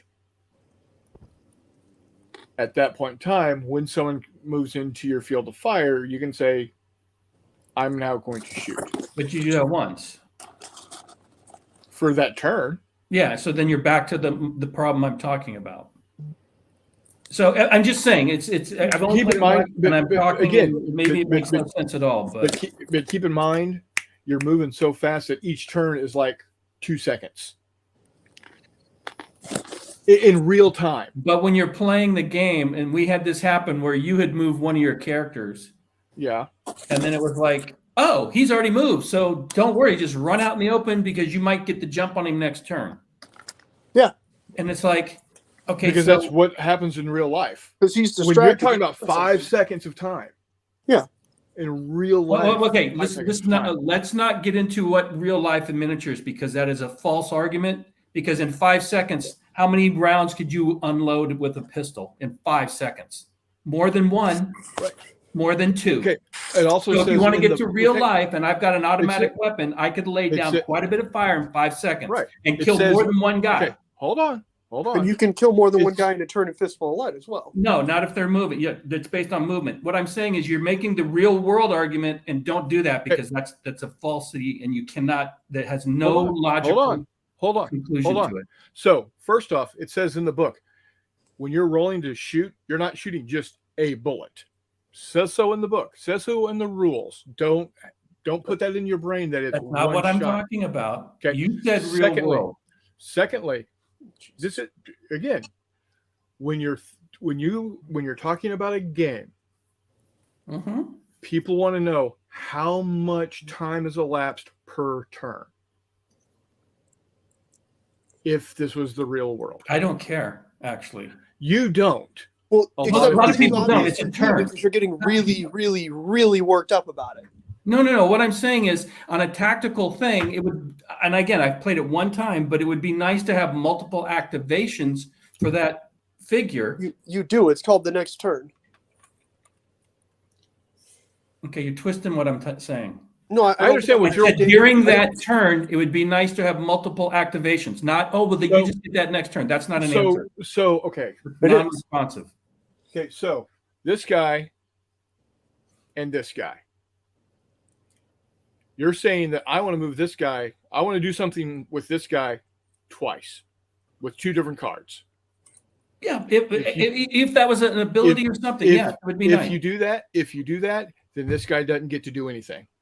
Yeah, Yeah, that that's happens. my question. Not is what everybody exactly- moves. Not in 5 seconds, people pause.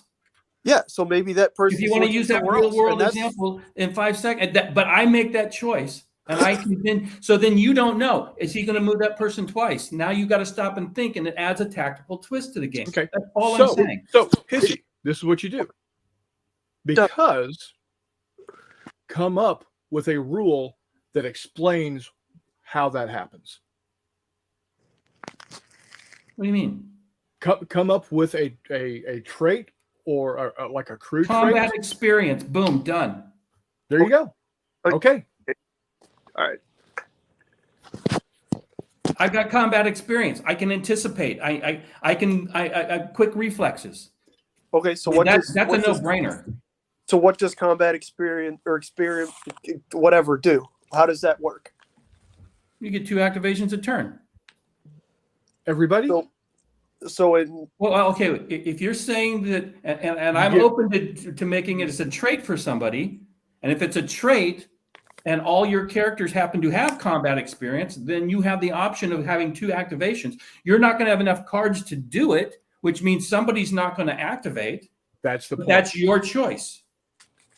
And that's what I'm saying. If you want to, that's the nice thing about Fistful of Lead, and it's been said many times. You bought the rules. If you think Like you I want said, to I've change played it something, one time, so I know, I'm I know. kind of rambling, and I could be but- talking out my butt.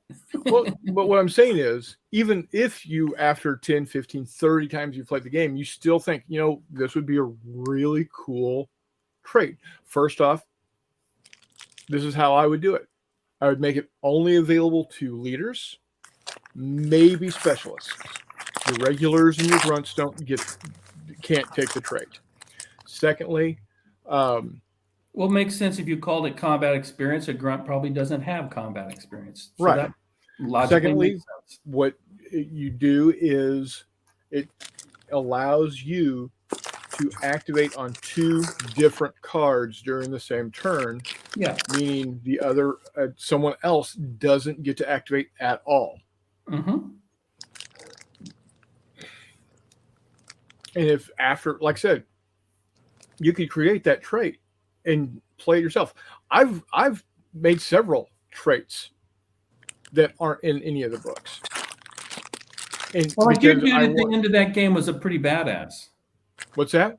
He was a badass, right? In Melee. That would be ugly to have him activate twice and slice up a ton of people. But how fun would that be, and what kind of narrative would that tell in the story? I would find Right. that fun, even if it happened against me. Right. So again, that's what I like about the rules is it's a sandbox. If I can come up with something that's not already in the rules that makes sense and doesn't necessarily overly break the game,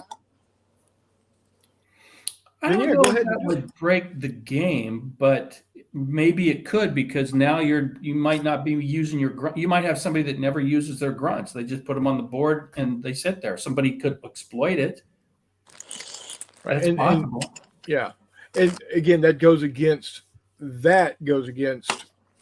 what we want with the rules. But again, like you said, you've only played it once. It's just a Yeah. thought in your brain. Yep. You I'm putting it out there to play it. let people chew it up and spit it out and make it work or make me Yeah. look stupid. I don't care. That's Like I said, how I after brainstorm. 4 or 5 more games, you'll either realize, yeah, that is a great idea. Let me work it out, or it's like, yeah, it really doesn't make any sense. It's just because what I think will happen, at least with me, is I want to make sure all my dudes do something during a turn because you could use, let's say you use that on Captain McGillicuddy or whatever the hell his name was Yeah. with a king, and one of my regulars, I'm down to where I would have had a 6 and he needed to reload. That was my last card, and I can't use it because I've already used his activation. Mm-hmm. Oh no! Again, you can come up with anecdotal examples I know, of but how it might not work or be advantageous Right. to do. But the real question is, does it break the game in a sense where somebody goes, "Oh, I have a grunt, but I'm going to always double action my super badass." Yes, it does. yeah, Because people will do that. Now, Yeah. is that broken? I mean, yeah. Well, it depends on how you write your scenario. If you write your scenario that grunt has to be involved, as opposed to just slap shit on the board, which a lot of people do, and that's fine too, you could make it work. But again, I said I played it once. I'm just talking out loud. So, like I said, once you play it 4 or 5 more times, you can readdress your idea to see. Hexy is in the house. He says, keyword game. Yes. yep. It's a game. And we're here to have fun. Yeah. Oh, we had a great time playing the other night, and that's why I did some of those things that I did was because it is a game. It was fun jumping off that wall, even though I probably had 0 chance to succeed. If I did, it would have been epic. Yeah. There's my chance. Let's go. And That was funny. It was fun. It didn't go over well. No. Reese I asked, wasn't going to. Reese asked me earlier, and he's already left, and I apologize for not answering the question. How many orange D10s do you need? Personally, I have 20 of each die type. The reason I have 20 of each die type is that allows me to, with D10s, because most characters in most miniatures in Fistful of Lead are a 10-10 character. So that allows me with 20 dice to have 4 sets of D10s to hand out. Mm-hmm. Same thing with Force on Force. It allows me to have 10 dice for each side to roll. So there you go. Reese, if you come back and watch, the answer here is 20. That's me personally. It's where I was getting my dice. They never seemed to have enough. I could get like an orange D10 like every 3 months. Wow. It was like, yeah, because they would buy these just bags of dice and dump them in. I could find red. I could find all kinds of red D12s. I could find all kinds of white D10s. I could Mhm. find all kinds of green D6s. But for whatever reason, orange D10s just didn't happen. So, I love dice. I love dice. oh, dude, right here. I actually have a miniature game I was working on building that was kind of a Space Hulk type of game where you have to kill like minions. But the idea was that you would literally roll like 40 D6 Yeah. because I wanted to make a game where you just had to roll god awful amount of dice just to see if I Buckets could of make a dice. playable game. Yeah. I love this set. Orange and gray. You know what? I have my first D20 I ever owned, and it's old and chipped and almost round now. It is an artifact. Oh, here's my guy. Let's see.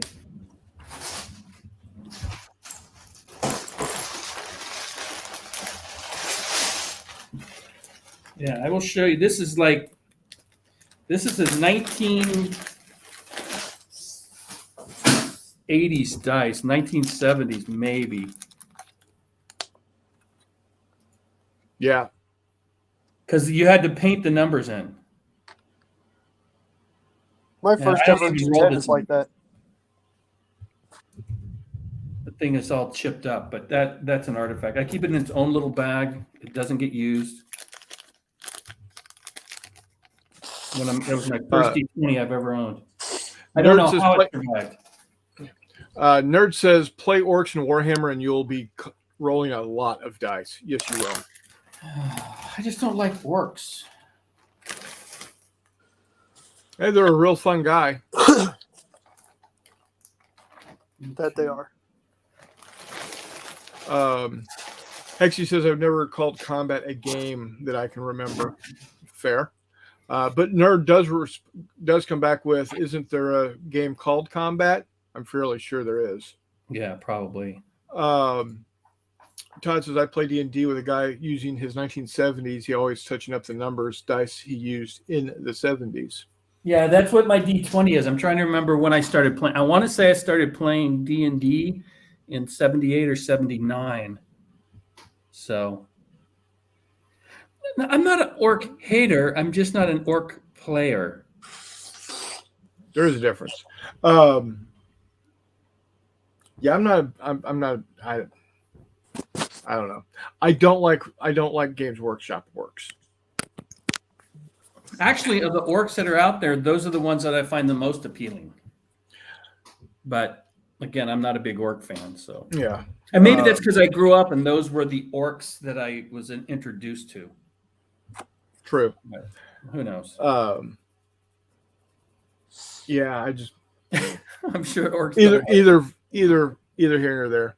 Hey, Todd, humans don't like me, so orcs are definitely not going to like me. Yeah, right. Maybe with some barbecue sauce and chili without beans. Speaking of food, this weekend's concessions are going to be off the hook. Oh, I bet. Is They are there going to be good barbecue there? Yes. See, that's a reason to go.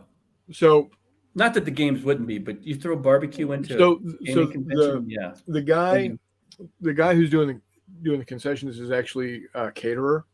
Okay. And a couple of things that he has to offer is beans, natural fruit with brisket. Oh, okay. And it's almost a 50-50 mix. That sounds good. It is so good. And then he's got pulled pork nachos. See, the nachos to me mess that up. I like pulled pork just in a bowl. So pulled pork over the chips. You can eat the chips. You can eat the chips or don't eat the chips. I don't care. Aren't they going to get soggy? No, you're eating them too slow. I'm about to say no more so than in Good point. normal nachos. Good point.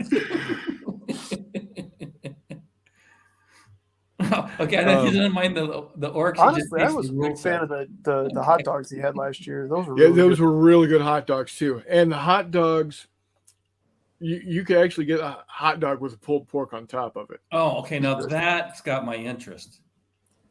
So I mean, it's yeah. Um, It's COVID mask. yeah.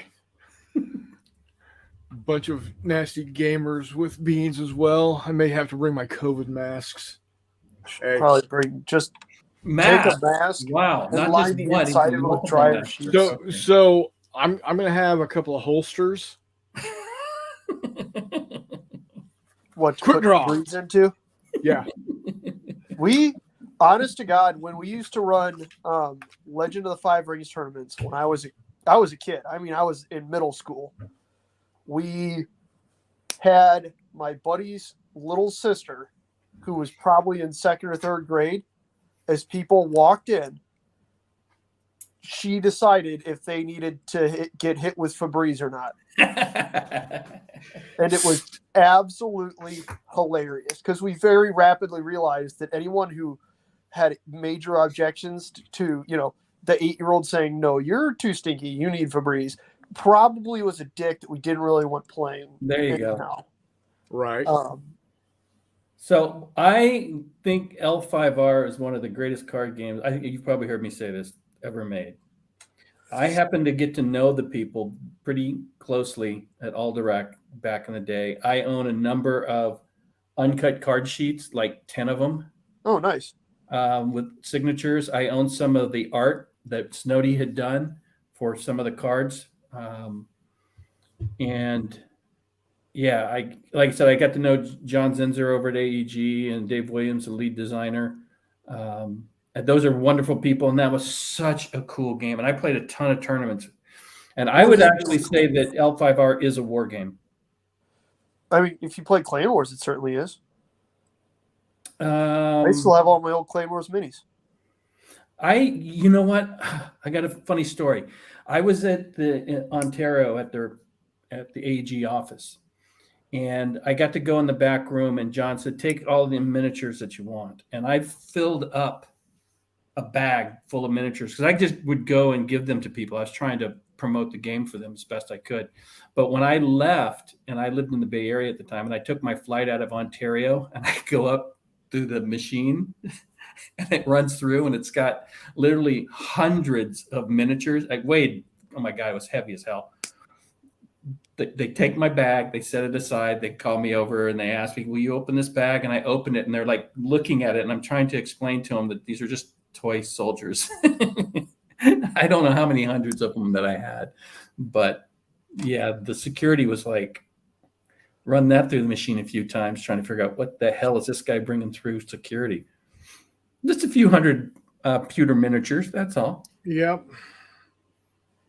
They were super cool. I got those right at the start of my miniatures journey back in 2000, 2002. Maybe. One of my favorite ones was that crab that had the I forgot what they're called, but it was like a big baseball bat, right? Tetsudo? Yeah, but he's standing there with it like this. And I forgot the name of the hero now, but that was such a cool miniature. Yeah. I wish I still had some of them. Like I said, I'd go into a convention, or we used to play a lot of the card game. And everywhere I'd go, I was giving people miniatures to get them into that game. And it just didn't take off, unfortunately. It was cool. It had a lot of like 3rd edition Warhammer vibes to it. So like it was a real easy conversion. For people to play from like Warhammer Ancients and stuff. Mm-hmm. It was a cool game. I think it was Casada. Hida Casada, probably I think that's who that miniature was. The founder of the Crab Clan. Yeah, it was again, he's standing there with it, and it's like, such a cool. The books were really good too. The fiction, the Clan Wars books, the 7 of them.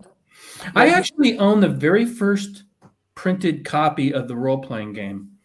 Like I said, I knew the people there, and they came it was the sample that came from the printer for them. And John was like, "Here you go," and because he's such a, oh my god, those people were so, some of the best people in gaming, period. And they supported their fans and just everything, and they were so gracious to a man. They're awesome. But yeah, I still have a couple of really nice prints, and like I said, of some of the cards and some of the original artwork, which was totally cool. Yeah, I remember when I was I managed to convince my dad, who was a landscape architect, to use the plotter in his work to blow up a full scale map of Rokugan. Not full scale, but one that was, butcher paper sized, out of the back of one of those Legends of Rokugan books. I think probably the main rules. It was awesome. It's a really cool setting. The universe is really well done. Yeah. In terms of blending Asian cultures in a way that isn't ignorant and still keeps it fun. Yeah, I know John Wick did a lot of the writing on that, and he is a very creative person.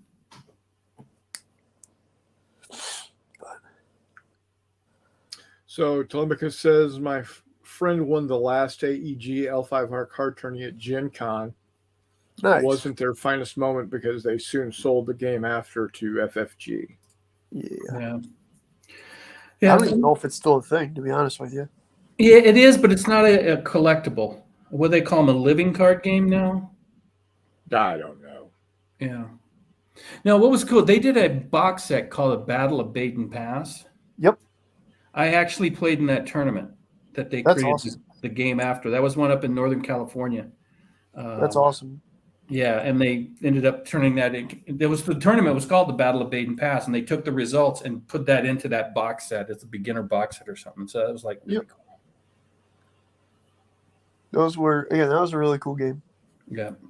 Those used to be fun tournaments to go to and hang out at. I had and I see, I at one point I played real competitive. Let me rephrase that. I didn't win a lot. I placed second in a number of tournaments. I don't think I ever won one, but I tried hard. Do Lion Tactician decks or Crab Honor decks? I played a lot of Crane, and then I had a Shout deck with my Unicorn, There you and go. that was a glass cannon. I'd either get beat badly or just wipe somebody out. And I had so much fun playing it. I didn't care either way. And so I go to tournaments and sometimes I'd play that just to see how far I could make it. So yeah, that Shout deck was fun. The old Crab Fortification Honor decks were really popular around here, as were the Lion and Crane Honor Sprint decks. Yeah, I like Lion too. Well, I'm a Leo, so I like the Lion and the color scheme and all of that. But yeah, we actually would go to this little card shop where we got people to start playing it, and it was so small that we would go in the. It was probably, and I'm not kidding. It was probably no more than 100 square feet, probably 200 square feet shop. It was really small, and we started playing multiplayer L5R, and that was fun. We would, because it turns into a Kingmaker game, because you go to attack somebody and then you're not protected from the next person to attack you, so you'd constantly be trying to make alliances on who you would attack, and we'd backstab each other, and oh my god, it was so much fun. Yeah. Take care, nerd. See you, buddy. Thanks for dropping in. Later, boss. Hey, if you haven't left yet, nerd, are you going to go to the GMT West in a couple of weeks? If you are, I'll see you. I'm going to try to go. I don't know yet, but I'll go into I was telling what's his name, Mike, that I would probably go to the later one in the year for sure.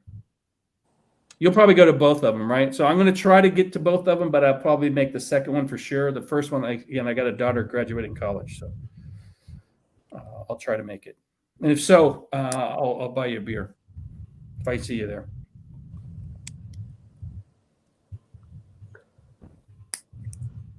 Anyway,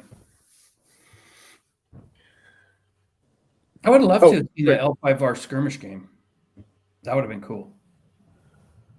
Miniature skirmish game. I should dig out some of my figures, and that's easy to put on with Fistful of Lead. I was going to say that would probably totally work with Fistful of Lead. It Yeah. would be a breeze.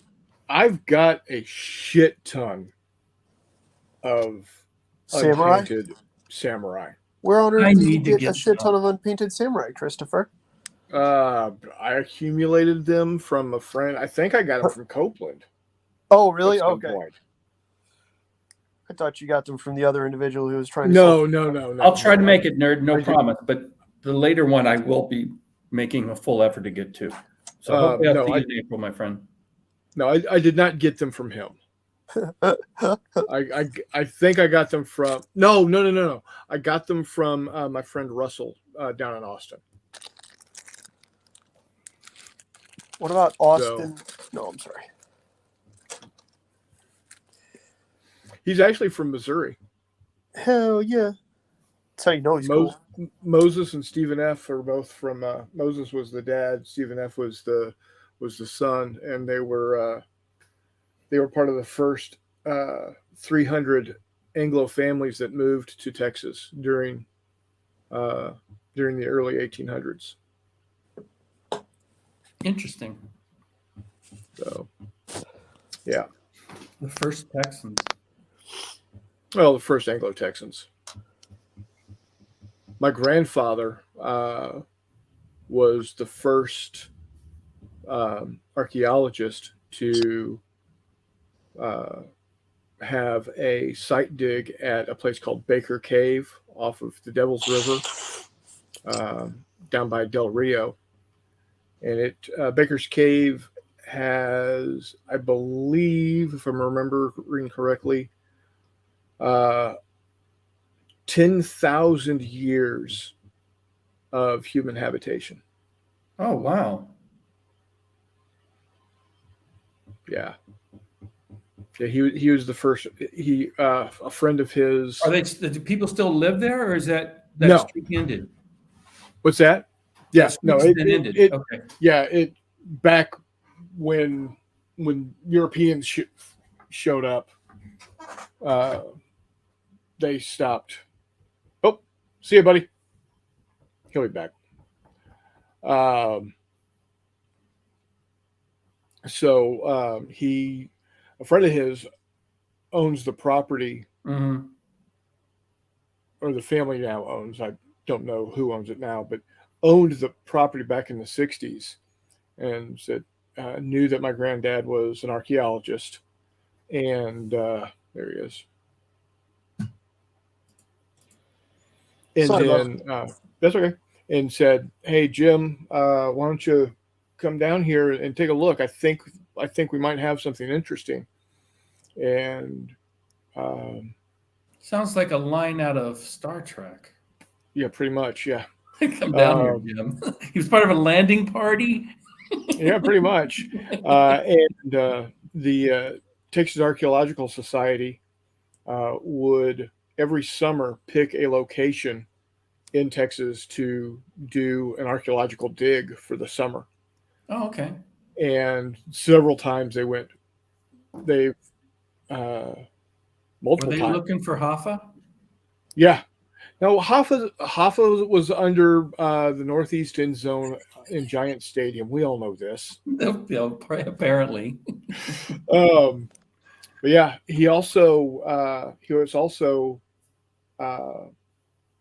instrumental in getting an archaeological team from Wichita State University to come down to Floyd County, where my granddad lived, Mm-hmm. and where my mom grew up, and they found Coronado's winter camp. I thought that From was in Indiana Jones. Yes, it was, but yeah, my grandfather was Indiana Jones. Nice. No, but seriously, no. He was Texas Jones. Yeah, But that just didn't have a ring to it, so they renamed right. him when he moved to Exactly. Indiana. Yeah. No, my granddad. If you do any type of research on Texas archaeology in the 60s and 70s, my granddad's name comes up a lot. What's his name? Jim Word. James H. Word. WORD. Huh. And Word up. yep. Tell We'll your be mother. confirming all of this with Jay this weekend. He'll tell you all the same. In Just fact, give me shit. what is it here? Hold on. It's on my t-shirt quilt. Oh, well, if it comes off a t-shirt quilt, you got to believe it. Hold on. Where is it? Down here. Hoffa was thrown in an incinerator in Detroit. Yeah, I think they know where Hoffa was disposed of. I don't think that's a mystery these days. I thought it was on here. A lot of the Oh, yeah. mobsters from that period now have YouTube channels and are telling the stories.